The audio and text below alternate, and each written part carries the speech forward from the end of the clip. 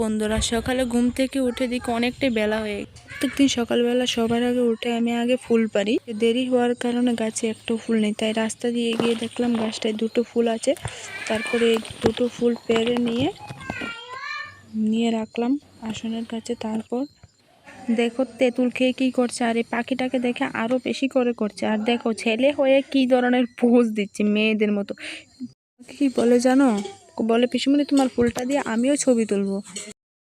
আমি ওকে কতগুলো পোজ শিখিয়ে দিলাম, তারপর ও কতগুলো ছবি তুলে নিল, তার মধ্যে আমিও কতগুলো তুলে নিলাম।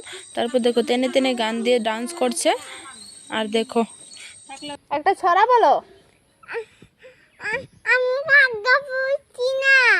তো কালকে পড়লে কি হয়েছে, আজকে পড়ো আবার। পিসিমণির সঙ্গে আজকে আবার পড়তে হবে। বলো বলো, টুইঙ্কেল টুইঙ্কেল বলো। তুমি এবিসিডি পড়তে পারো? আমি তোমাকে চোটে খেতে বলেছি না তো, তোমাকে বলেছি আমি এবিসিডি তুমি পারো। কেন কেন কেন পারো না? এ দাঁড়া দাঁড়া দাঁড়া,